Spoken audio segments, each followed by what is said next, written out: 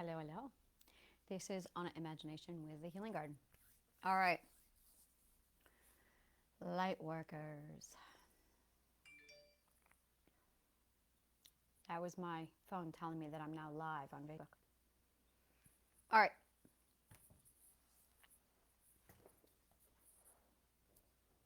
There is an agenda, and the agenda is to heal the world.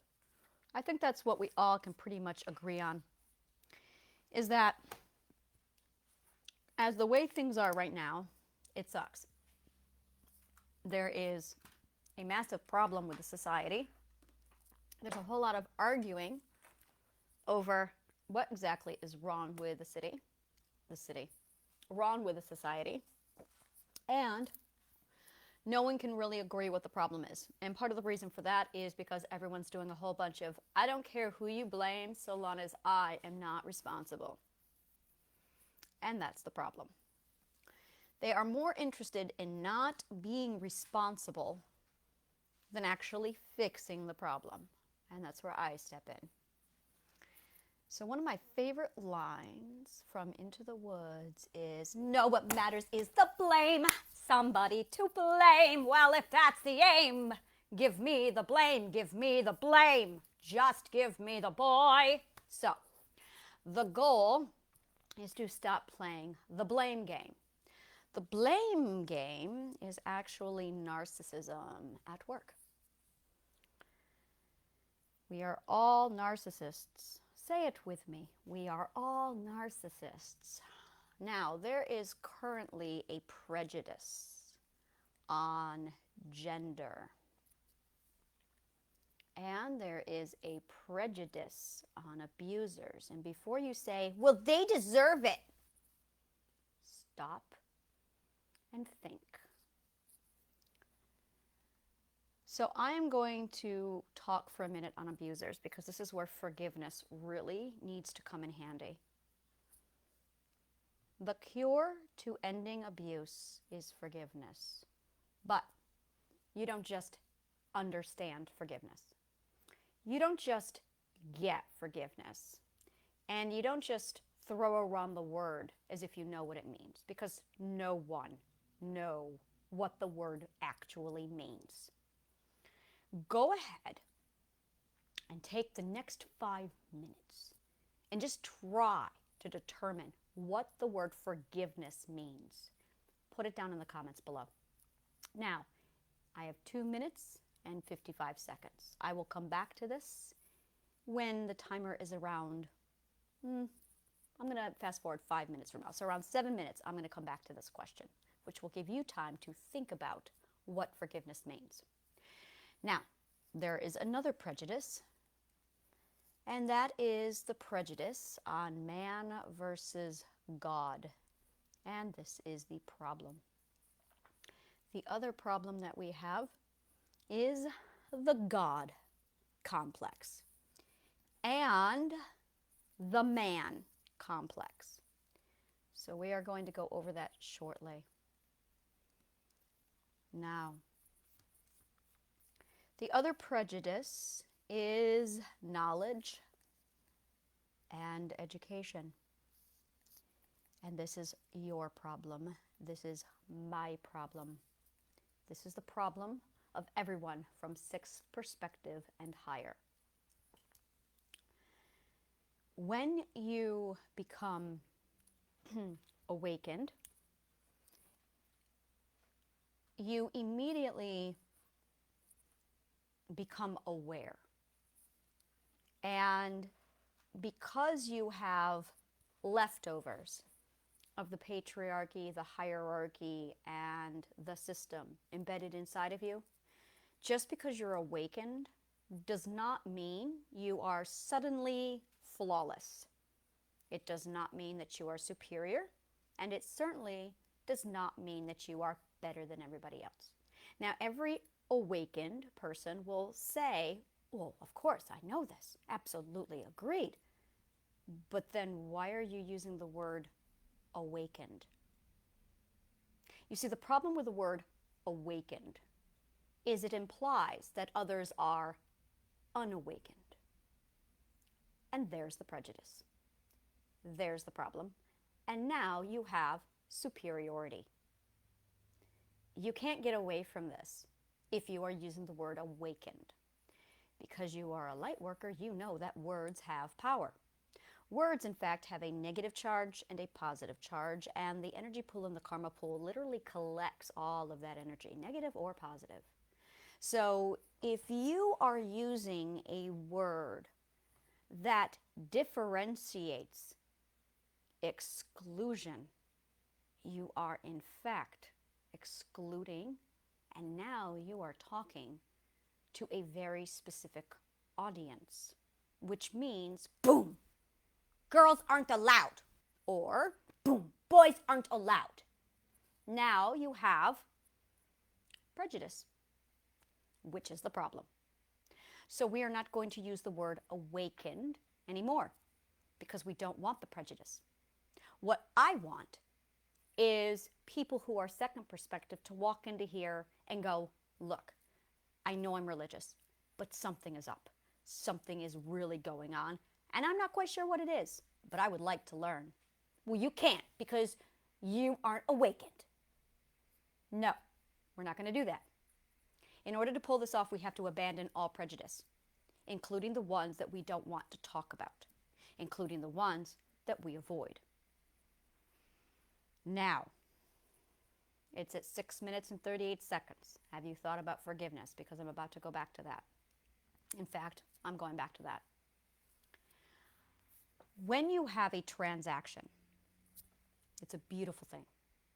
Whenever you decide to connect with a human being, with anybody, the connection requires a series of transactions to occur. And those transactions are gifting, receiving, gratitude, and the welcome to give again, to connect again. Giving is actually connecting. Now, here's the problem. We crave human connection, and we have forgotten how. So over time, as time does, gifting is detached from gratitude, from receiving, and from welcoming the invitation to give again. Gifting is disassociated from connection. Gratitude stands alone. Abundance is lost. Suddenly, these concepts get scattered across the human mind. Gifting over there, receiving over there, gratitude over there, abundance is somewhere under the table, and the welcome, as in you are welcome to connect and come again. That's why we say you are welcome. It is literally the invitation of please come back. And these are all the words that we have literally lost the meaning to because time occurs, because the passing occurs. And with the passing, we forget. Because humans, this is our biggest flaw, likes to chop up our words and not complete sentences. When we don't complete sentences, we forget what the sentence and the preposition actually means. And suddenly, a word, a phrase, loses meaning, understanding, and eventually we end up completely losing the meaning behind the action because we are so busy just parroting. We have stopped thinking. That's the problem. So when you have this connection transaction occurring, it's the giver, and then there is a point of choice, POC, point of choice that occurs for the receiver. Do I want to connect with the giver? Now you have a choice. You can accept, receive, reject, or ignore. This is actually called the bid for connection, as outlined in the Gottman Institute. It is a very common, well-knowledgeable relationship/psychological thing that exists out there. The bid for connection from the Gottman Institute. Google it. So the giver presents the point of choice as a gift to the receiver. The point of choice is actually what's being given here. The point of choice is the consent to connect. Now, it's up to the receiver to choose. An abuser will not provide the point of choice. The abuser will bypass the point of choice and rape, steal, lie, abuse the receiver because they have removed the point of choice. Now, in the event that the receiver is given as a gift the point of choice, the receiver accepts the point of choice, and then as a gift in exchange, they say thank you. Now it is the giver who has received appreciation, and there is when your chest bubbles up with joy and you feel happy. Now, boom, you've connected. That's how you connect. So when we try and manifest, we say things like, you just need to be grateful. No, it doesn't work like that because there's meaning behind the gratitude. Who you are actually saying grateful to is a sentient being called alma mater, the nourishing mother, Mother Nature, the energy pool. She is our parent and we are her creation. So she gives us so much all day long, every day, constantly. And no one ever tells her, thank you. Oh, we take and we take and we take. She gives us consent to connect every time she presents opportunity to us. Really, the point of choice, the consent to connect, is what we call opportunity. So every time you have an opportunity fall into your lap, every time you have something come to you and you take advantage of it, you are accepting opportunity or the consent to connect from Mother Nature. Do you say thank you? You're not completing the transaction. As a result, I got to plug in my computer. As a result, you are not connecting to Mother Nature. Now, Mother Nature keeps giving. And after a while, she gets lonely. Oh, so lonely. Because so many people take from her and they don't stop to say thank you. So when you start tapping into manifestation and abundance, what you are really doing is actually stopping to receive her gift and then say to her, thank you. The problem is manifester wannabes come along and they just randomly spout, thank you. And they feel the emotion gratitude, completely denying her existence, which actually invalidates her even more. How invisible are you determined to make her? Now, once you understand this connection that she's given, that you have opportunity, that you have the consent now to connect, and that you've chosen to receive, and you pause and you say thank you to the mother. And of course, there's the you're welcome and the invitation to always come back and make that connection with her. Always. You have people who are abusers. Now, an abuser abuses for one reason and only one reason. There's no other answer to this. Whatever answer you can think of keeps falling back to the one reason. The reason why an abuser abuses is because they are projecting a need to control onto you. That's all it is. They are projecting their need to feel control. Now, the reason why they are doing this is because they feel terrified. They feel absolute fear. That's why they're so poofed up and pompous. That's why they're so narcissistic. That's why they're so violent. Because the abuser is literally the equivalent to the rabid-cornered dog. Now, I have dealt a lot with abused animals. I know abused animals. And I also know the mindset of a third perspective projecting aggressor. A third perspective projecting aggressor is the only person who abuses. Everybody else falls into a different category, and they don't abuse. They internalize instead. Or they are healthily balanced in the neutral zone with the assertive and setting boundaries. It is the third person, third perspective, projecting aggressor. Now, you could be a third perspective projecting internalizer. You could be passive. You could be any other of the other perspectives. It is the third perspective projecting aggressor who abuses. These people are literally mentally equivalent to an abused, starved, cornered dog. Highly dangerous and highly terrified. They will do anything to feel safe. Now, when you have an animal that is that abused, there is only one thing that they need. You need to actually make yourself not a threat. That's why they're attacking you, is because they view you as a threat.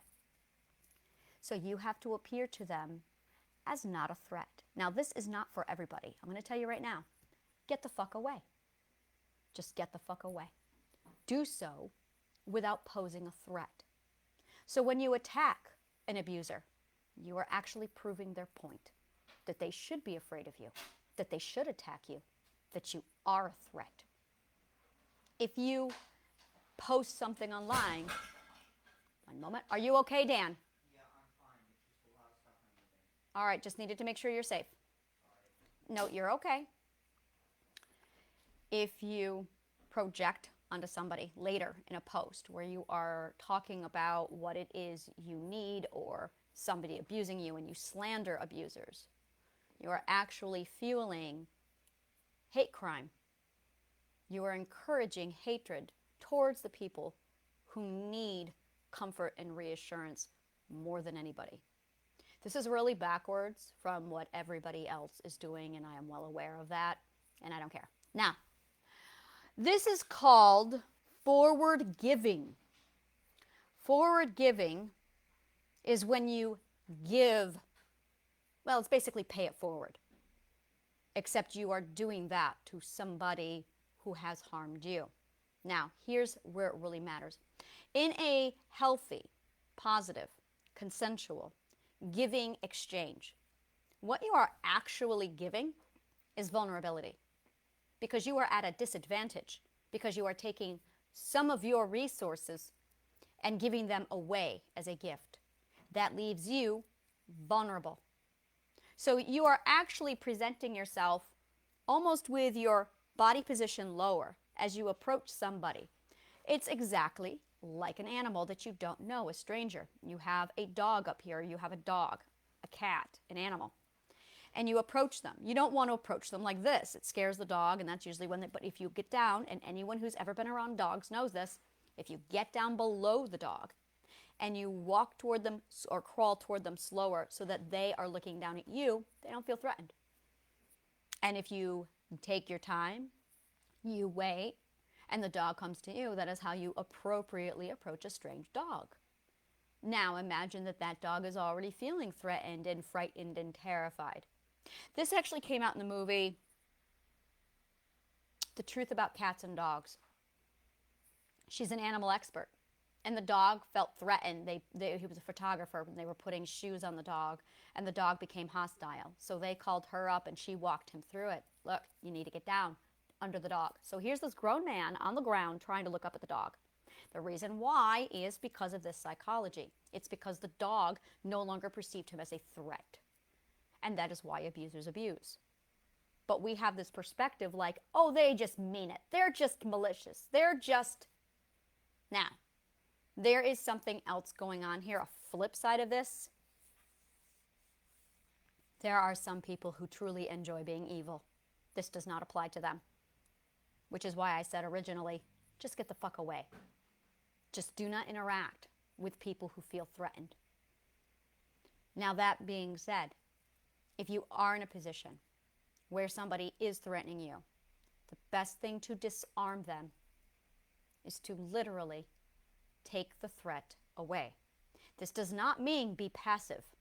This does not mean let them abuse you. And this is where a lot of our brains will plug that in, where we'll think, oh, so I'm supposed to do whatever they want. No. No, you are supposed to set boundaries. But, and this is where it's just, like I said, get away. But to do so, forward giving. Help. This is going to sound really weird, but if you help them, it puts something in their brain where they calm down. They can trust you. They feel less threatened. Forward giving. If they want something from you, this is a great example. You have a robber who comes to you. Give me all your money. If you fight them, God, there is just no way around it. Just get away. But you fight them. You're arguing with them. Now, let's say for a minute that you give them everything. And look, I understand you're going through a hardship here. Let me give you a little bit more. That's forward giving. A great way you see this is with Jean Valjean with Les Miserables. When he steals the silver from the bishop, and the bishop turns around and hands them the silver candlesticks in addition to the silver he's already stolen. It's the only case of forward giving. But like I said, self-preservation needs to trump any of this. This is assuming you are not in any kind of a physical threat. I cannot emphasize that part enough. The problem is there's a lot of people who hate on abusers, who hate on narcissists, and they don't think anything about their own projection. Well, they hurt me, so I'm going to hurt them. We have a very vengeance-driven society, and that's the problem. I'm going to say for over and over again, do not compromise your safety. Get the fuck away. But don't turn around and promote vengeance by hating on or mocking abusers. The other part of all of this is now you have a person who might see the posts and they don't know they're a narcissist, so they might laugh aloud, and everybody's a narcissist. Even the narcissist has narcissists. So even the narcissists can see your comment and understand it, empathize, and even make fun of the other narcissists, not realizing that they themselves are a narcissist. Now that person seeks out help. It happens, and they go to therapy, and they're diagnosed with narcissism. They don't want to be like everybody else. More importantly, they don't want to be the one who everybody hates. That's the problem with narcissism. So suddenly they're going, no, I don't have that. The world will hate me. And that reaffirms their hatred, their fear, and their abuse. As a light worker, as anybody, the concept of hating on abusers is a vengeance-infested mindset. And it's a problem. Instead, focus more on a forgiveness mindset. Not to the detriment of your own safety, but really shift the mindset around. Those people need empathy. Those people need kindness. They need understanding, and they need forgiveness. They do not need more abuse, because it is abuse that got them to the point where they are at to begin with. Now, the other flip side of all of this problem is the gender wars. There are 3 genders in this world: male, female, and liminals. We do not know what the word liminals means in our regular society because it is an ancient word that came out of usage. In fact, I had to dig this word out because certain groups whitewashed our entire culture of it. So transgender, liminals, actually does not exist in any of the history books. Actually it does, but by God did they bury it deep. A liminal is basically a transgender who falls on any of the spectrum. It is anyone who is gender fluid. The word is Latin for threshold. And I'm going to say once again, it is massively diverse. This is anyone who is the gender version of LGBTQIA. It is 100% this massive, massive spectrum. So you have male over here, and you have female over here, and then you have, boom, liminals. Male and female are black and white extremes. The energy is actually nurturer and provider. That is the actual energy. The concept of a masculine or female divinity is 100% patriarchy, prejudice, garbage. To claim that the patriarchy is a problem and then to swing to the other extreme of the matriarchy is another type of toxic. Toxic masculinity, toxic femininity. The only way to eliminate this is to assign gender as simply everybody is gender fluid. And we all are. We have 3 genders inside of us. 3 genders inside of us. We are all liminals. We are just varying degrees of liminals. For me, I am 90% provider and 10% nurturer. And I'm all over the place because I'm gender fluid and I identify as queer. The reason why I've chosen these words is because they are absolutely without assignment, prejudice, or label. And they make me feel really, really good. I will use anything from he, she, they, my pronouns all over the place, which is why I say we a lot, because I'm referring to all of the parts inside of my working subconscious mind. I've got Berrigan, who's a man. I've got a subconscious mind that's a male, and my fear system is a male. But my identity and my intuition are both girls. I'm all over the place. So I don't like to use any one particular patriarchal habit has me constantly going back to she and her. Again, patriarchal habit. It is really, really important that you are mindful about the patriarchal habits. And it's also really important that you are forgiving when other people use the patriarchal habits. And some people are going to release them at their own pace. Some people are going to throw them away due to trauma and just shut the door and say, I want nothing to do with that. I might use the words he, she, and her for myself, but every time I do, it grates on me and I'm working on it. We're talking about a very long, deeply ingrained concept in my mind. I've got to dig it out. It's going to take time.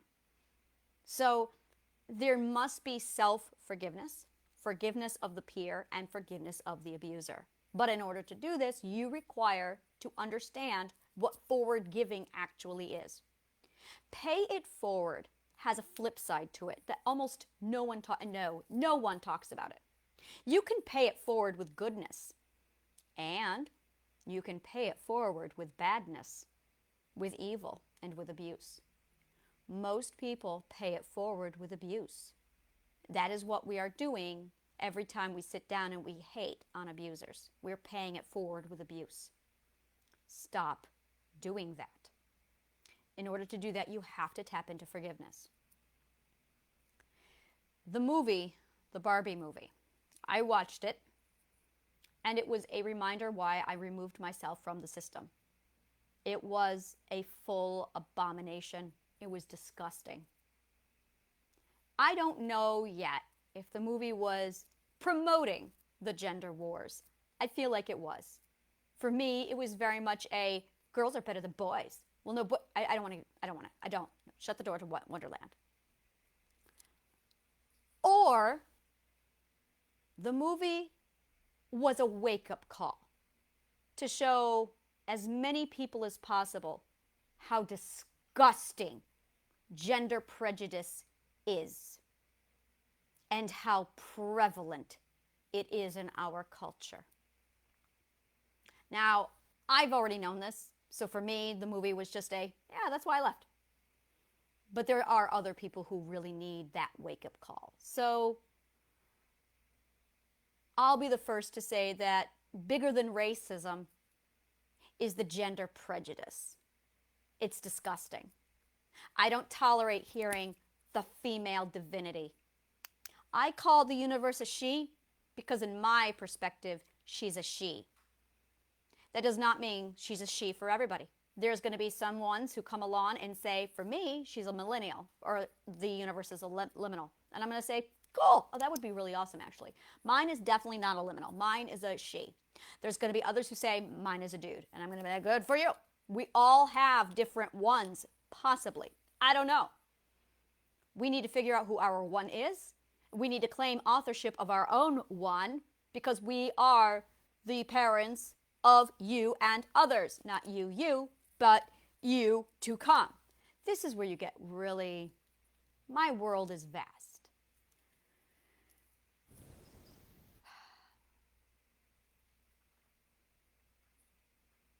To break all this down, I have this in multiple parts. I do my research.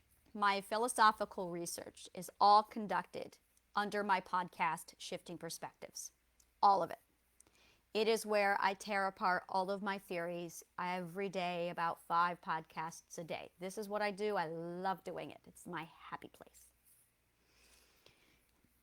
This is where I analyze and I run through logic to analyze my own growth. It's where I do my own research on myself. It's where I analyze each stage of a perspective. And it's where I record all my visions as they happen and I document everything. So Shifting Perspectives is my full laboratory that ranges from my journals to my news and my updates, my research, my theories. All of my trials are there. All of it. That is my laboratory. I love my laboratory. The next part of what I work on is the stuff that comes out of my laboratory gets accumulated into solidified, this is the answer, this is what I found to be most effective. I have practiced this on my case studies and they report phenomenal data back. So now I've wrapped it up and I'm giving it to you. And this is the healing garden. That is triadic healing. This is basically, I found this out later, it's the God code. I figured that out when I figured out the God code. So that is basically the breakdown of the 12 perspectives, which leads to the 1, the 12, and the infinity, and all of my philosophical work. And that is all presented under the healing garden. So if you are in need of healing, that is where you need to go. The third part of my project is the societal experiment I am conducting, referred to as Authenticity City. Authenticity City is an alternative government so that you can choose between that government and mine. Only I don't believe in governing people because I believe that people should self-govern. So I present something different called an alma mater, which is Latin for the nourishing mother. So my government doesn't govern people, it nourishes people. And I am currently in the process of building a community around this concept. There is the healing area, there is the playground area that ignites imagination, creation, and play. And it is all centered around you becoming authentic, you healing, you being true to yourself. And with these 3 things combined, excuse me, I offer peace, shelter, healing, respite for anyone who identifies as a black sheep, anyone who has ever lived as an outcast, anyone who's ever been called crazy, anyone who is ever looking for a place to belong, anyone who seeks direction. The Authenticity City, the Healing Garden, Shifting Perspectives is basically home to them. I really love incense, and sometimes it gets too smoky around me. So I'm using basically all of my philosophy to accumulate this In the evenings especially, that's when my brain starts to go a million miles a minute and I can't keep up with it. So that's where I've been posting a lot of details all over the place, especially on my Facebook page. Documenting everything. I document everything. This is just solid philosophy. Absolute solid philosophy.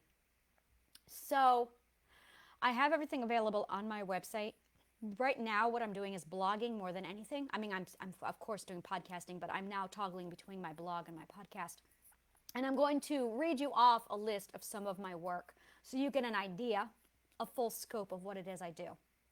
I am first and foremost a logician and a philosopher. Some of my work includes the evolution of Rome. Rome never fell. The Rorschach print perspective. The God delusion, aka the man complex. The philosopher's compass. Triadic healing. Authenticity city. Shifting perspectives. The list of banned God words. The Christian fallacy. Anna's relationship model. Operation Imagination. Broken, my autobiography. Exploratory Dialogues, my blog. The Time Perspective. Perspective Psychology. Imagination, reality, perspective, dimension. Dimension walking. The author, the name of God is I. The king, the queen, and the imp king. I'm lost, a message from the universe. 1 times 12 times infinity. And the gender prejudice. There is more, but that is pretty much the accumulation of my current life work. And that gives you a good idea, a good summary of which part to pull apart what if you're looking for it. If you are wanting a complete list of any of this, it's available on my website. It is also available at my Linktree account. Now, as I will say a million times over, let me see if I can find it because my stuff is all over the place. So give me 2 seconds because I have videos that play on autoplay and I wanted to make sure that I pause them first. Okay. What psychology needs is to be practical and accessible and fun. Told in a story format to engage and amuse audiences so they can fix their lives, heal, and get back to pursuing their happiness. This is the Philosopher's Laboratory. Here at Shifting Perspectives, I conduct my research on authenticity, the human condition, philosophy, psychology, and perspective, while I identify answers that we need to incorporate the execution into our lives. Afterward, I pass my work onto the Healing Garden, where I condense my work into story, play, and performance for you to heal while you laugh and play. I am currently in the process of creating a play that is literally only 90 minutes long, maybe 2 hours when I'm done with it. And it literally cures you while you watch it. So far, it's working. Also, I am conducting a societal experiment. I am building an alternative to our monopolized government. Authenticity City is a moneyless, healing-based, sharing, gifting society that focused on nurturing the people who are loved and respected by the parent system. Burners are going to love this. Want to visit or join? Browse my city's directory. That is available in the comments below this in the link. And I am looking for my own network. Is that you? If it is you, please comment, DM me, let me know. I will reach out. We'll have a conversation. I am looking for my network. That is it for now. And Operation Imagination is the focus and the plan that I have in place for world peace. It accumulates my psychological, sociology, and philosophy knowledge into an actual working plan that I am currently building to execute. If this interests you, let me know. Thank you so much, and may the kindest of words always find you.